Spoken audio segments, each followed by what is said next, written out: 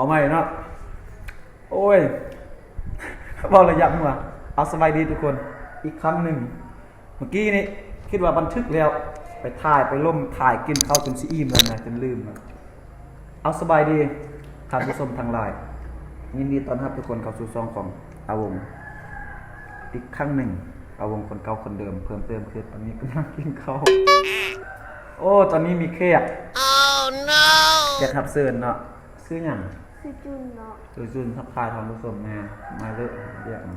สบายดีวันนี้มากินข้าวตอนฮับกินข้าวกับไอ้อารมณ์ทีอารมณ์ที่แต่บ่ได้ที่ใจดีกินข้าวตรงนี้จักม่วงกับบ่ฮู้แล้วเนาะปกติแหละของเวลาเรากินข้าวเนี่ยอันนี้จะเมนูหลากหลายเมนูเนาะอันนี้เป็นส้มหน่อไม้เนาะฝีมือทำเฮ็ดเองตำเองอันนี้จะเป็นผักขะแยงให้จะเป็นเจียวเนาะเจียวอีเมลตำแซ่บฝีมือแม่แซ่บเลยอันนี้ก็เจียวเนาะแล้วก็สิ่งที่ว่าขาดบ่ได้ในตอนนี้มักแข่งเผาเนาะแล้วก็ปลาปิ้งปลาดุกแล้วก็หน่อไม้โอ้แซ่บแล้วก็มะเขือยักษ์บ่แม่นมะเขือเทศเด้อกินแล้วก็มาลองกำแกงอันเดิมนี่นะอันนี้มันไม่หยังนี่นะน้องจุนไม่หยังนี่กินให้ทุกคนเบิ่งเนาะครับอาหารแซ่บๆ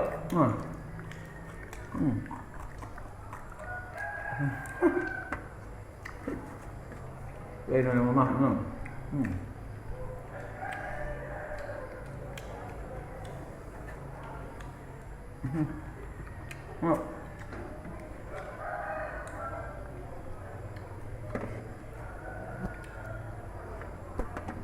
กินข้าวอยู่เงินใหญ่เนาะแต่ว่ายังบ่ทันแล้วอันนั้นยังเยี่ยมไปทาง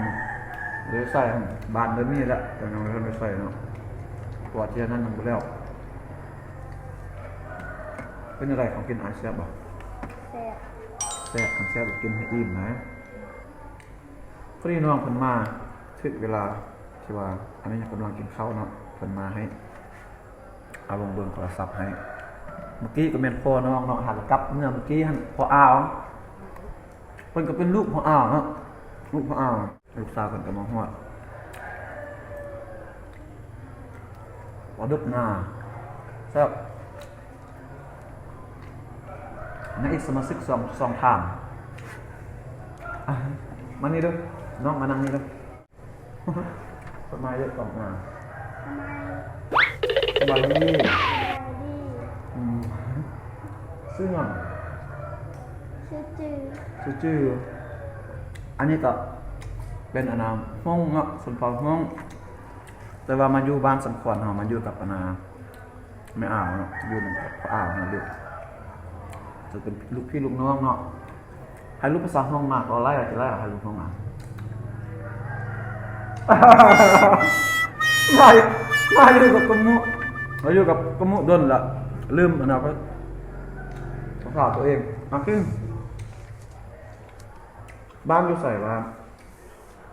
อยู่พาราเวกโอ้บ้านอยู่พาราเวกตะกี้ก็ขึ้นกับเมืองลองซานเฮาเนาะแต่ว่าเป็นเมืองห่มเฮาเนาะแต่ว่าเดี๋ยวนี้เป็นเงียบเมืองลองซานแล้วก็เมืองห่มเป็นเมืองสองเมืองเลยเมืองลองซานต่างหากกับเมืองห่มต่างหากเนาะมาเข้าโรงเรียนวันนี้หรอเขาอยู่คุณปีนี้เรียนห้องมันแบบภาษาเนาะเราเป็นทางชื่อเนี่ยครับอีกว่าภาษาห้องกินข้าวไปวันไหนน้องหมอเอาดังมากกินข้าวไปวันไหนน้องหมอภาษากำมุเดี๋ยวกินข้าวไปวันไหนเบื่อมาครบเลย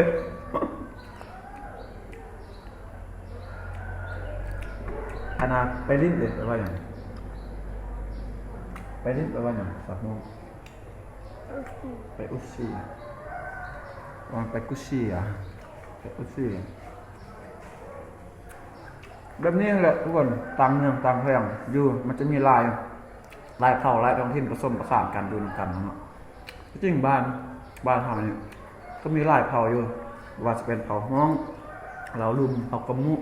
หรือว่าเผ่าอีเมียนเนาะอายุปนปีเลยหลังกันนั่นแหละฮักแพงกันคนลาวเป็นคนมีน้ำใจคิดหนึ่งใจเดียวกันมีหยังก็ฮักแพงกันแบ่งปันกันมีน้อยก็แบ่งตามน้อยมีหลายก็แบ่งตามหลายย่อย Okay. Yeah. ลืมมะเขือครับมาเอาเป็นมีดเลยแหละ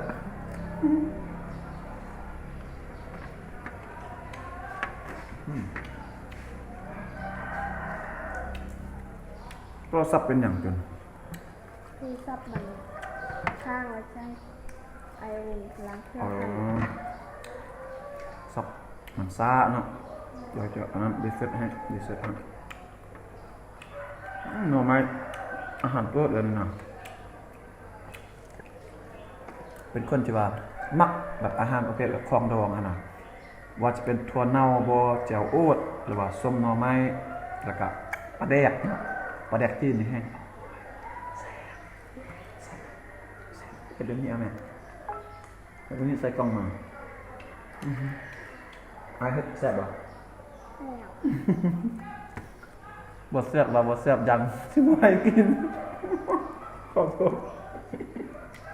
เอากินมันก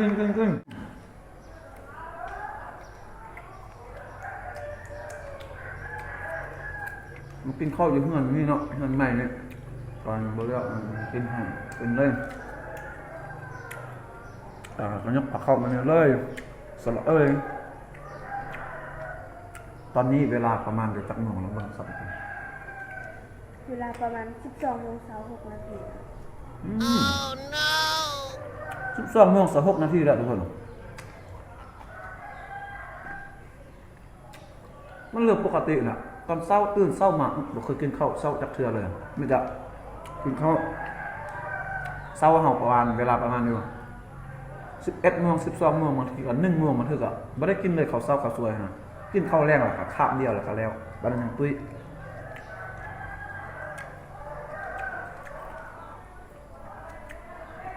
อันนี้ก็จะเป็นเกาะลามเนาะเกาะลามปลาดุกใส่อันนะมันใส่มะเขือเฮ็ดแบบคือมือแมงแซ่บมากกิน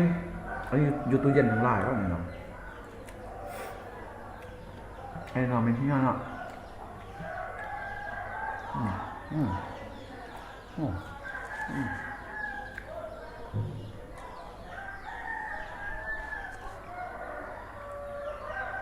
ใส่น้ำกินให้หมดเด้อเข้าอันเด้อจะออกลายมักอาทิตย์นี้ยุ่งเงินไล่ทุกคนปลูกเอาเองปลูกเองเป็นลายขนาดเลยกินบดบล้วนเลยกินบดทำเลยมันแก้แล้วแบบนี้เขาเนี่ยน้องจุนเขาเลยปีนี้จักปีแล้ว 13 ปีแล้ว 13 ปีไม่กอดแต่ว่าโคตรสูงเลยสูงอันนะลื่นเห่าสิบ่นั่นบ่ เด็ก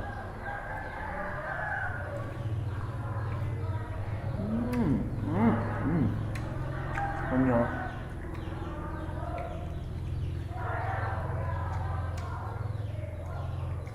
เรียนห้องยังไงปีนี้ ม.3 มาสร้างไอ้ตุนเลยเป็นยังไง ไปเรียนการเงิน เรียนบัญชี เรียนบัญชีการเงินเรียนนำจุกไอ้ว่ามันบอกอ้ายของเพื่อนก็จบมา7 ปีกายเนาะจบรุ่นเดียวกับน้องสาวละของอาวงนั่นแหละคือว่าเป็นเรียนบนเดียวอีกบ่เป็นเรียนสถาบันการเงินเนี่ยเรื่องสร้างมาแล้วน้องสาวละมันแบบไปเรียนขึ้นปี 1เนาะ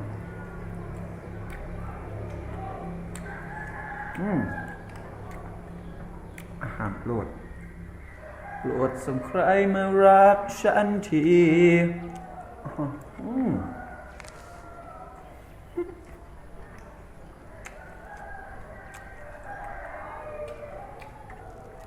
กินได้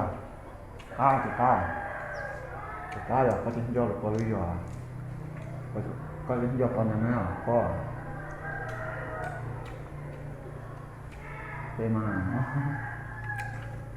ว่าภาษาของไทยหน่อยหนึ่งแต่ว่าแบบดึงไว้ฟังแล้วตลกแบบว่าบุคคลดีแต่ว่าเขาว่ายังหูมืดแต่ว่าเขาว่าผู้ว่าเขาก็ได้เฮียนนำเด็กน้อยเนาะซึ่งจะว่าเขาบ่ฮู้เขาเฮียนฮู้ไปศึกษาไปหั่นแหละบ่แม่นว่าเขาจะเป็นครูอาจารย์ตลอดเนาะเขาก็ต้องเป็นนักเรียนแดเพราะว่าคนเฮานี่มนุษย์เฮานี่ทั้งโลกนั่นแหละข้าพเจ้าเชื่อว่าแต่ละคนบ่มีใครว่าสิฮู้หมดทุกสิ่งทุกอย่างในโลกเฮานี่นะแม้แต่ภาษาของตัวเองเรื่องว่าอันนี้เป็นภาษากะมุเนาะเป็นคนกะมุสำหรับกะมุแต่ว่ากะบ่ฮู้ภาษากะมุเฮาหมดบางคำก็งงอยู่ภาษาลาวหมู่ครูเฮาเนาะก็ไปถามหมู่ครูว่าภาษาลาวสมมุติว่าซึ่งที่ว่าเฮาบ่ฮู้อยากฮู้ถามหมู่ครูถามเขาก็ยังบ่ฮู้อ้าวแปลว่าหยังวะแบบนี้แหละภาษาของคือกัน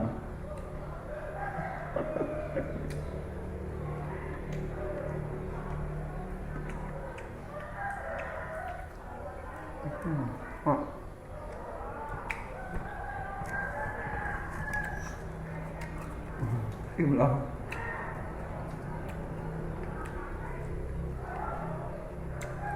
ปากันยังมาพากันยำ เถื่อตะกล้องนะ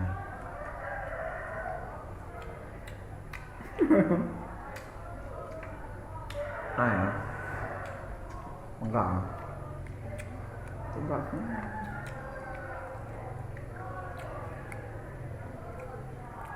มื้อนี้กับวันเสาร์วันที่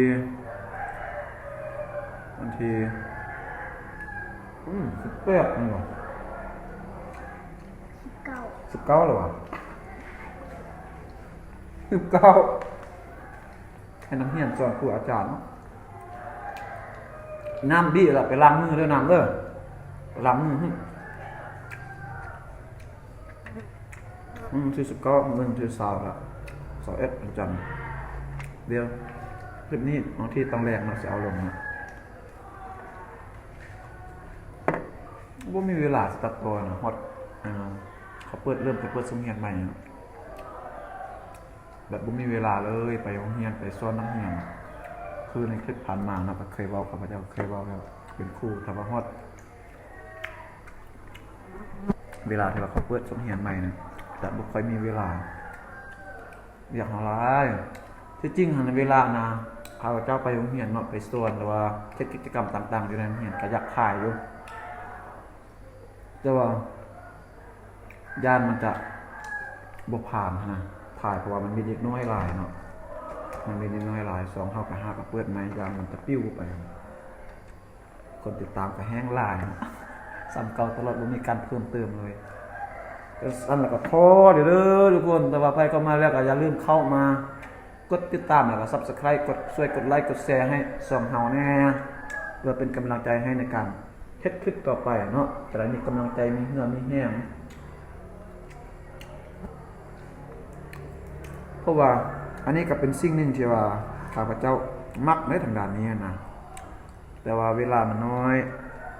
มักสุดแหละเคยติดตามหลายคนอยู่ที่ว่าเป็นเน็ตไอดอลหรือว่ายูทูบเบอร์นะที่ว่าเขาเป็นยูทูบเบอร์เนาะก็บ่แม่นว่าสิให้ตัวเองดังบ่เฮ็ดไปน่ะโอ้โทษ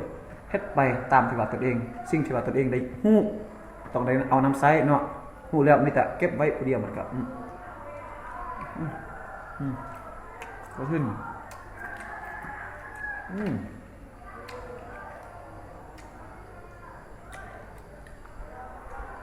ทาง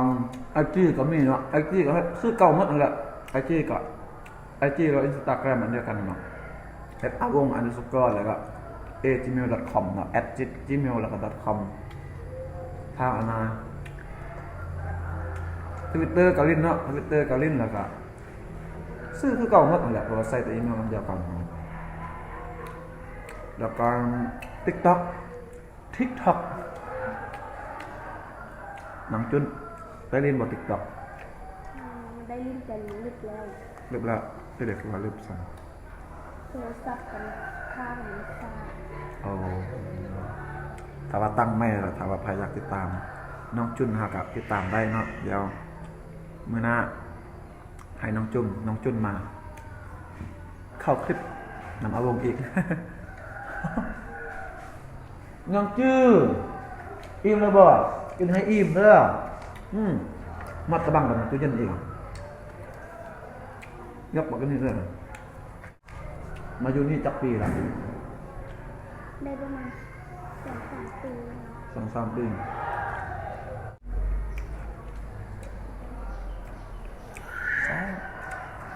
จากเนาะภาษาฮ่องกงนี่นะฮะ เยอะ ชื่ออันนี้เด้ก็เป็นเรือนี่นะ ไม่ชัวร์ ฮะ ไม่ชัวร์ ลิชัวลิชัวเนาะเข้าเด้อ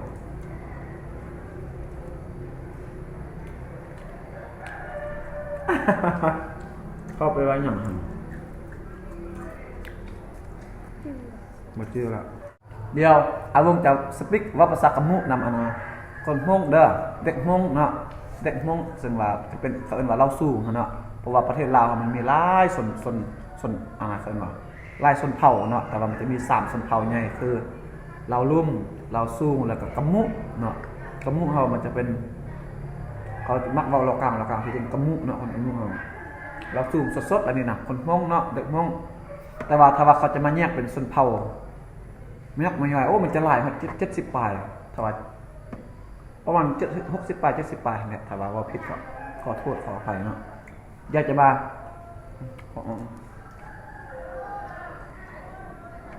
ผิดเหือกสิมานะเว้าภาษากะมุนำอะนะดึกงงเนาะ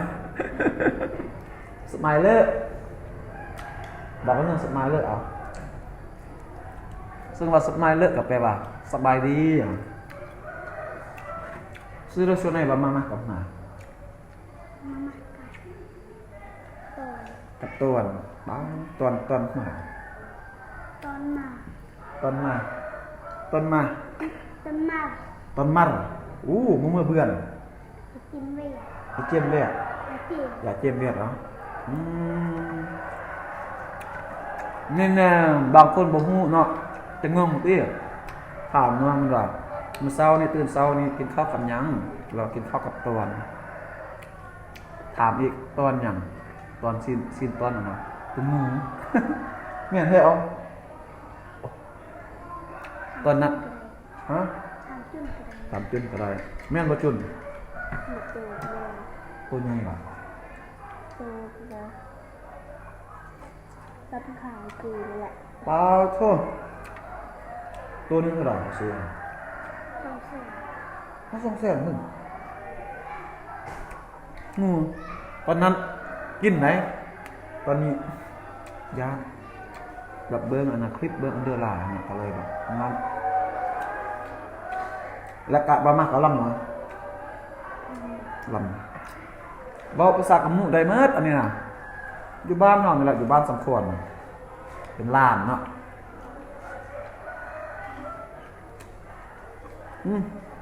กึบๆอีกอ่ะทุกคนวันนี้เราจะได้ปิดคลิปลงแล้วนะจะได้ปิดคลิปลงแล้วเนาะ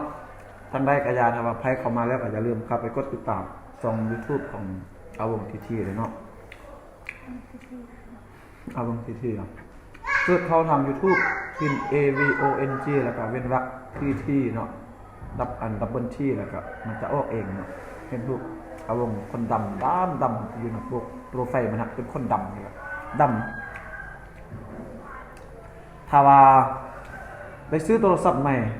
ก็ได้แต่รถทางแหละจากมือใดสิมีเงินนะโทรศัพท์ก็ยังใช้โทรศัพท์รุ่นเก่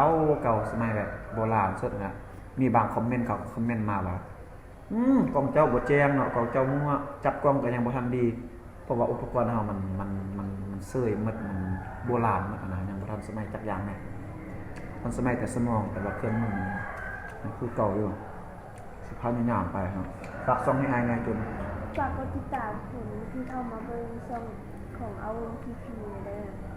ฝากติดตามเลย โอเคน้องเนี่ยฝากติดตามซ่องของอาวงเด้อมาเลยเปิดกล้องแม่ฝากติดตาม ฝากติดตาม ซ่อง ช่อง ของ ของ อาวง เอาวง ทีที ทีพี เด้อ เด้อ โอเคบ๊ายบายบ๊ายบายเจอกันในคลิปต่อไปเนาะกินข้าวก่อนเอากิน